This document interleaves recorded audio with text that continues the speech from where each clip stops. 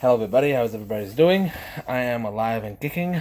Today's date is August 3rd. It's 10:19. Welcome to this podcast. Hopefully, it's a informative podcast for everybody around. Okay. Today was a good day. We had good progress in the business. Everything is good, beautiful. We just closed in on a couple of vehicles for leasing. From Ford. Sorry, not Ford. Ram and Dodge. ProMasters are pretty nice. I like them. I like them pretty much.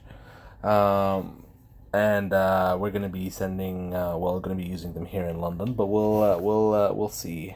We may actually take more if this leasing become available for us. It is available. It's just now we need to sign the papers. Today's question that I just found out in Quora: what should I learn about, or what should I learn at 16 to become a multi-millionaire? Well, first of all, I want to address the point that I am not a multi-millionaire yet. I just reached a six-figure. It's not that I just reached, but I reached a six-figure, but not multi-millionaire yet. They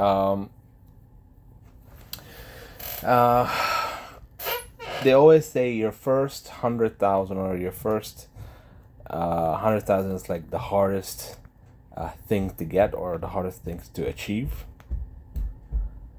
I would say it's technically not the hardest thing to achieve. It depends on your approach to business, right? If I would say, okay, it is the hardest thing to achieve when you have a particular mentality of how would you like to approach business. If you have a strong understanding of how business works and all of that, you will have an easier way to go about and do it.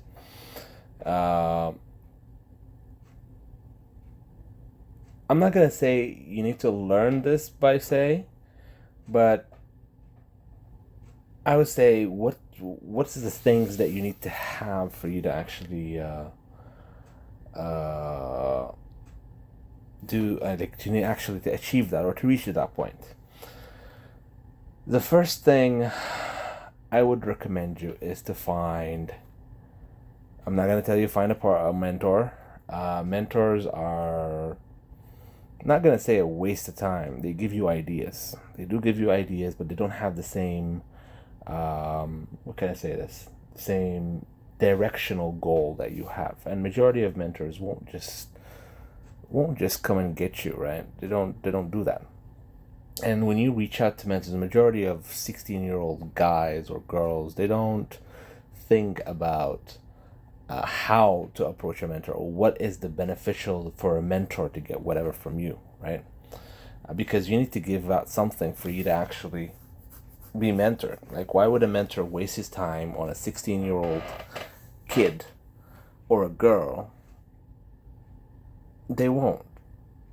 Right now, majority of mentors, what they will tell you, hey, you need to show me the money, and I will help you out. I mean, I'll give you some of the information I have. I'll be your mentor.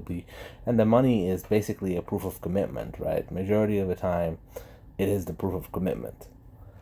A 16-year-old does not have that kind of money for proof of commitment. I'll be honest with you. Some mentors I know would take 16 for one simple reason, because they're young.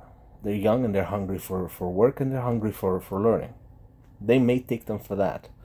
But later on, because majority of the kids are not focused, they will just go in to do things. My first advice is for anybody who wants to go about and learn. The first thing I would say, learn to communicate.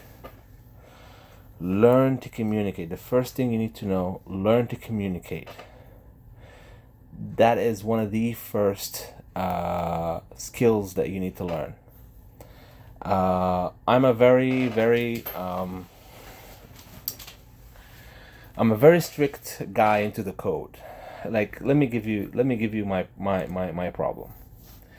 I don't know how to cherry pick my words. I don't know how. If you and I go into an argument, I will hold you bound by contract. Like, if let's say a driver comes to me and tells me, the work doesn't blah blah blah, all of this stuff, I won't. I'm not the kind of person who will smooth it out for you, make it smooth. No, I can't. This is work. This is work. If you like it, you like it. If you don't, the door can pass a camel. Go for it. I'm not gonna hold you. If the pay sucks or whatever it is, this is how much I pay. McDonald's is open. I'm not gonna be running behind you for anything. If you come to my partner, on the other hand, my partner have the strongest skill, communication skill, much much stronger than I am, and he's capable of turning things around. Proof to the point. A couple of days ago, we had four guys quitting. Four guys quitting in Kingston. The reason for that is because well, first of all, they're new. They haven't completed a month yet, and we weren't sure if they are capable of actually doing routes by themselves. We do trainings and we keep on training people for a month. If they don't work, we can let them know and they're gonna let them go. They came out and they told us that they want to quit because they don't get a lot of work. We told them this is what it is right now. The volume is as follow. Our clients are not giving us a lot of routes, right? A lot of packages for us to give them a route. But what we could do is, well, in my perspective, I'm not gonna say what we could do for them because that's their private thing. But in my perspective, I was ready to let them go. I was ready to. I am sorry. This is what I have. This is what we got. Da da da da da. And I'm ready to let them go. I'm not really interested in whatever they're gonna give me. If they hate the job, hate the delivery, hate the car, whatever it is, I don't have the tolerance to hear people's issue in a job. This is how I operate. I operate this way. It's like, this is the job. I need to do this job. If I don't like this job, I will leave this job. This is what I do in my life. When I started working in my life. The first job I've ever had here in Canada was working for Timmy's. I stayed for Timmy's for 3 years. I didn't leave because I needed the job, and this is the job. I was mopping the floors, washrooms every day. I was hired literally to clean the bathrooms, and in a busy Timmy's and Wendy's store.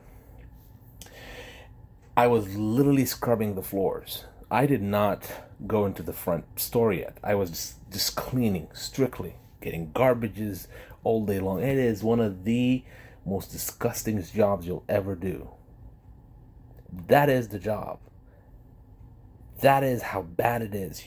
You clean the shit of some people, and you clean the piss of some people, women and girl and men. Doesn't matter what it is. This is the job. You signed up for it. You don't like it. Again, door can pass a camel. Go for it. At the same time, I understand I lack communications with people. There is multiple. There is. I have an understanding of words can help you communicate your way through things. I totally understand that, and I totally can see it, but I can't do it. I know my weakness. This is one of my weaknesses. I cannot do it. My partner, is, on the other hand, covers my weakness for that. So communication is the first part.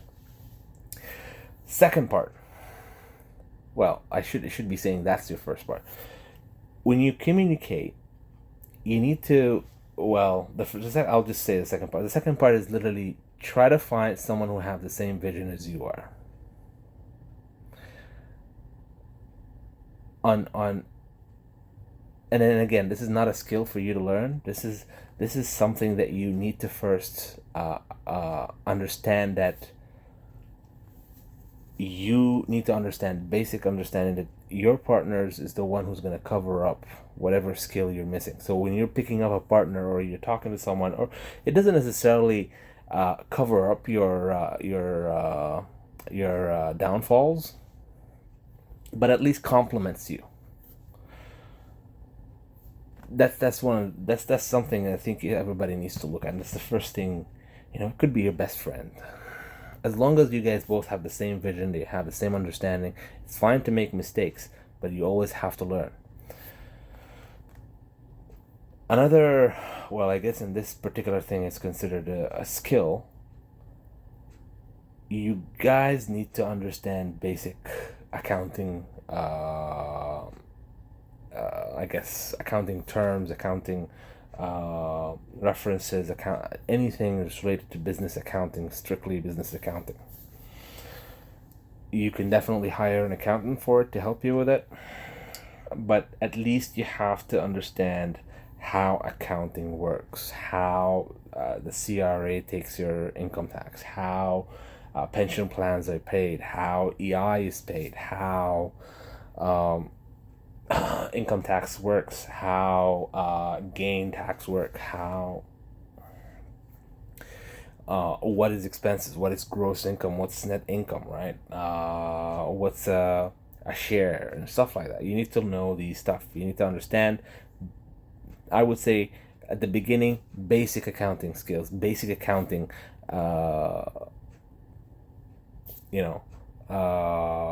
skills. Yeah, basic accounting skills, right? Again, and the other thing I would say, you need to have a grasp or an understanding of how, in my opinion, this is one of my things that I recommend people to do, is that you have a grasp of some basic bylaws. Like, for example, so when drivers comes to me in work, right, here in Canada, when you get stopped by an officers, like for example, officers can stop you for any reason. Here in Canada particularly, there is no reason. An officer does not have a reason to actually stop you. He doesn't have to have a reason for him to stop you. But the reason for that is because every vehicle in Canada needs to be insured. So he could be, the reason for stopping you could be just stopping you for checking for your insurance, validation of insurance. That's it. I'm not stopping you because you spit up or you did something. And by the way, like, Canadian officers are in my opinion, they are like the coolest people I've ever handled so far. OPP is like very, very, very professional guys. I've dealt with so many of them, and I can tell you for a fact they are phenomenal. I've never had a problem with them when they're stopping me. I remember one time I had a joke with one guy. Well, it's not a joke with him, but he made a comment that made me laugh, but I didn't want to show disrespect. But nevertheless, he was right at that time, and I was wrong at that time. And it's just a comment that he made. Oh, you know what? Let me just tell you the story. The story is literally as follow. I was driving down 23 from Owen Sound all the way to London. I was doing these trips because we had a temporary client for about 4 months or 5 months that we're doing some deliveries for them in Owen Sound to catch up to some of their inventory. And this is what I did. I took the contract. It was a one-man job, and all I did was just go up north, Owen Sound, do those deliveries in the area, Bruce and Port Elgin and whatever. And I've been doing it for 5 months, going up and down, up and down, up and down. One of the days, I ended up working a little bit late.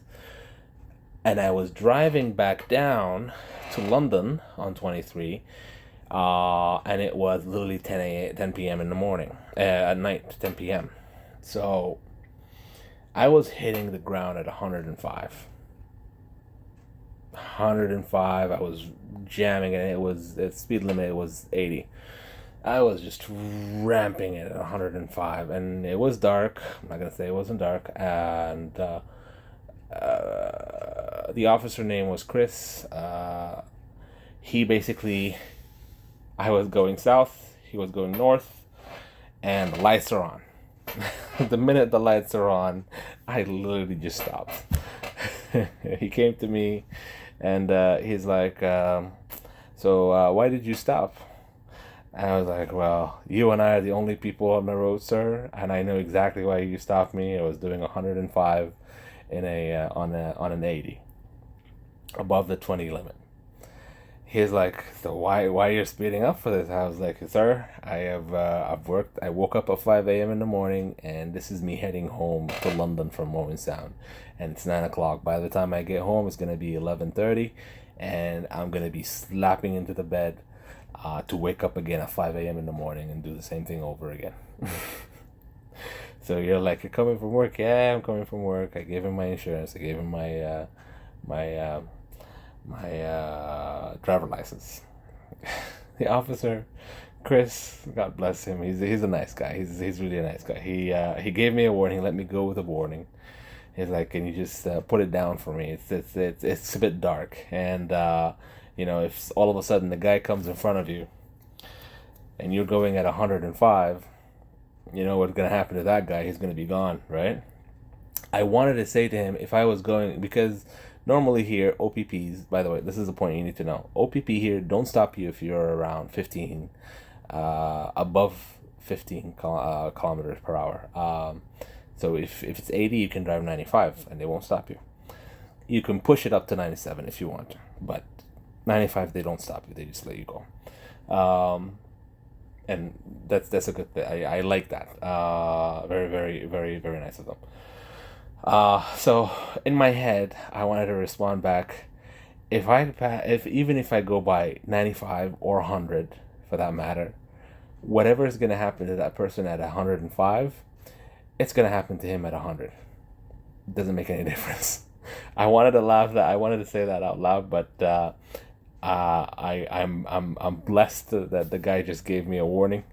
That Chris just gave me a warning. I appreciate him that gave me a warning. And Chris in Perth. I don't remember what's the town that Macoka? No, not Macoka. I don't remember what's the town name, but he was dispatched from that particular small town that I was passing by at.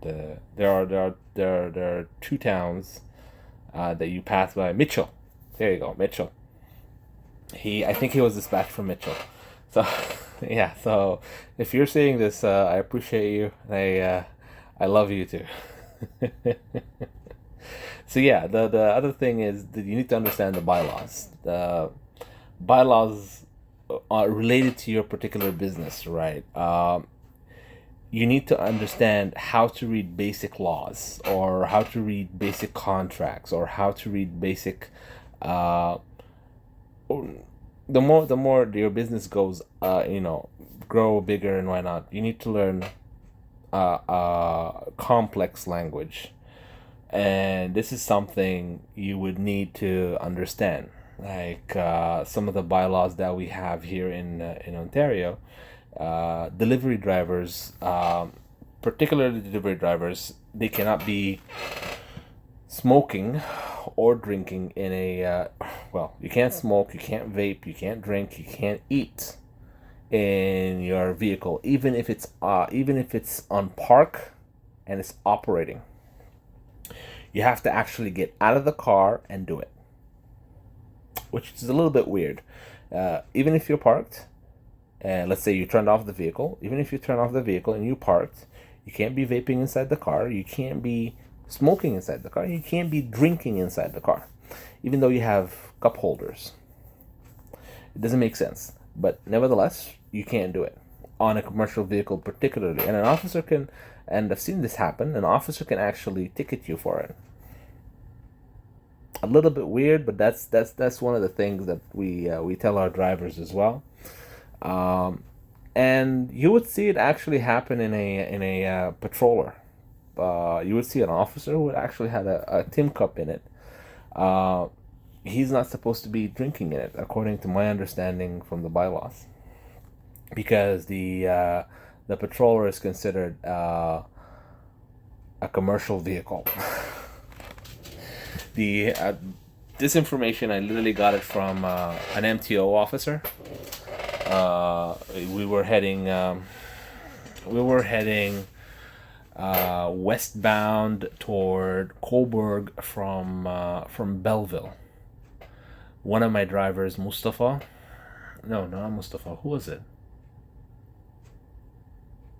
Calming. He was Calming. Yes, Calming was heading westbound with me to Coburg, and because we're doing a delivery there, and he got stopped by an officer because the vehicle at the time, we painted it white, but we didn't change the color of it in the records. I didn't change the color of it in the records, but he just stopped him, checked insurance, why not? And at that time, when the officer came to the door, he had his cup in his hand. He had the insurance and his driver license at the front, but he had his TIM cup in his hand. And that's when the MTO told us about it, and he let go of him, Calming, for that a little bit. He gave him a warning, and Calming didn't know about it. So and we were on the 401, so when we reached our destination, I had to stop behind Calming and the officer. Once we reached our destination, Calming is like, "Did you know this?" I was like, "No, I did not. I've never heard of this before." Yeah, he gave him a warning, and from there we learned that. So this is another thing. So you need to have basic understanding of any bylaws that you need to look at. Now, not bylaws, sorry, contracts that you are in. Like, for example, for e-commerce particularly, right? Your contract for creating an ad in Facebook, for example, requires you to have a shipping policy, terms and conditions, a privacy policy, something like there are things that you need to read at least. What else? What else?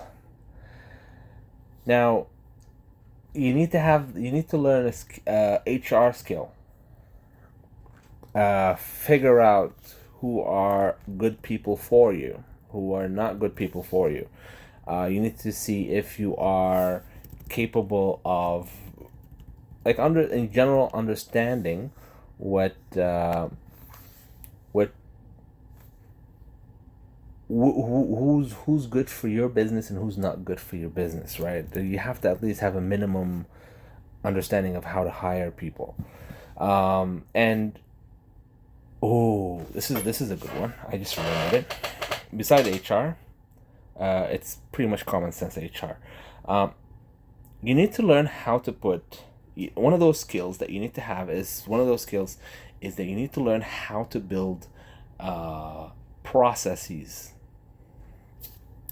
When I started this business, I didn't have any process. I started everything by, as they say, hand. You need to have as many processes as possible to dumb the business. In my opinion, I consider it dumb the business, because when you dumb the business, you are free to do something productive for you, right? For the business or for you, right? When you put processes, it might make you, it will free you up. Let me give you an example. When I started the business, I did not have any hiring process. I didn't have any checklist. I didn't have all of that.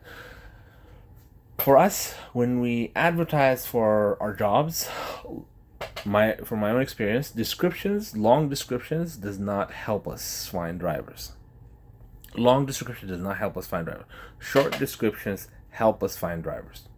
The other thing, when I'm calling candidates, answering their questions on the phone does not make any sense, because the only committed people will come in.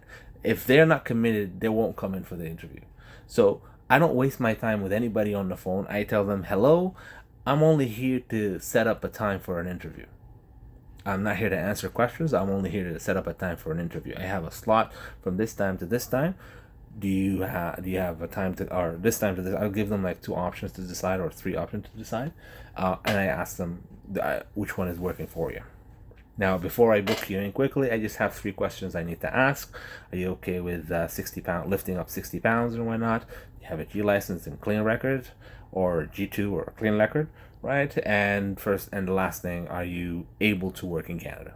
Do you have the authority to work in Canada? You always say yes. That's it. Those 3 answers are yes. I booked them in. I got them in. I don't answer questions. And any questions they have, I will let them know they could be answered in the interview.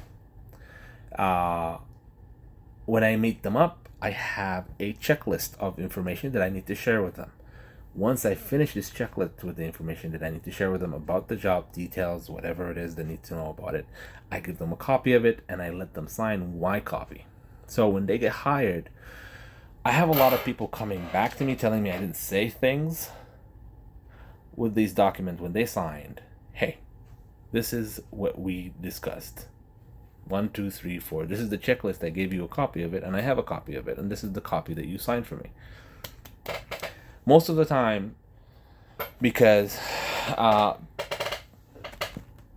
depends on how do you onboard your drivers, or onboard the people, or onboard your workers, right? They will tell you we didn't have any contract to sign. Find yourself a company that would actually do that, or a program that would do that for you. So this is the thing. You need to learn to have a process that will, or a skill. You need to build a skill that will help you build processes which make things dumb.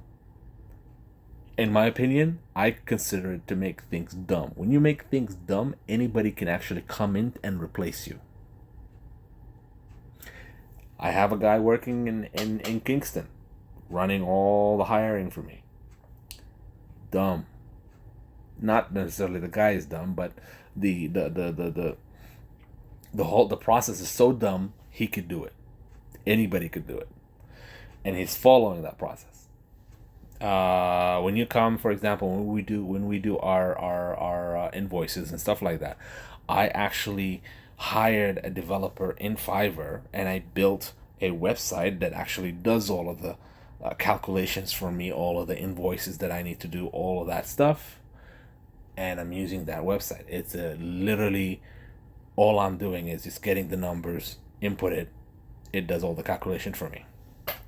I'm building a process, right?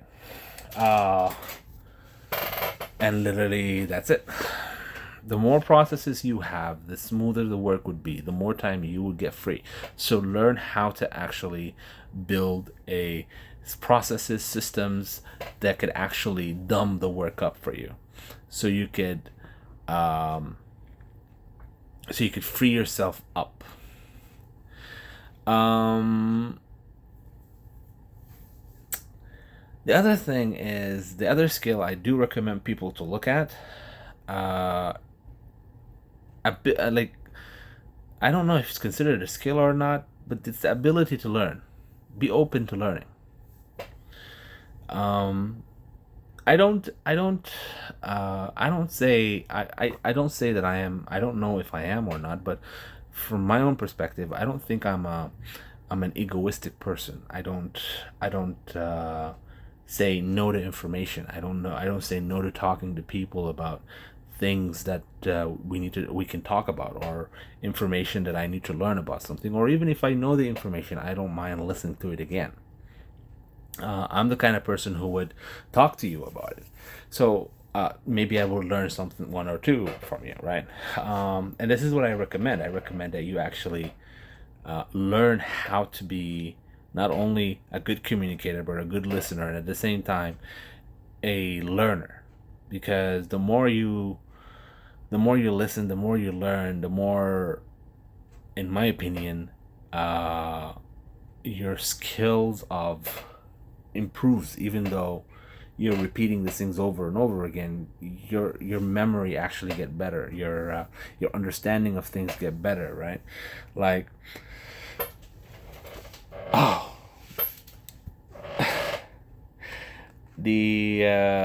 I guess I'll end up with this one because we already reached the 30 minutes mark. Another skill I wanted to share with you guys is learn how to hire freelancers. Learn to hire freelancers. I would recommend, and I don't recommend anyone to do what I do. Um, I know for a fact when I'm hiring a person or a freelancer, let's say from Viber or from freelance.com, whatever it is, right? Or Upwork or whatever it's called right now. Um, I recommend that you don't. Okay, let's start with this. When you hire someone, a freelancer, let's say in Fiverr, when you hire someone in Fiverr, a freelancer, there are a few obstacles that you're gonna see. And you know what? I'm gonna do this actually on a different video. So because this is a big conversation, and I want to talk into details about it. But you need to just understand that you need to understand how or the skill of actually outsourcing work for people, for yourself, for your business, right? I hope this actually helps out. And let me know if you guys like this formation. It's kind of interesting for me.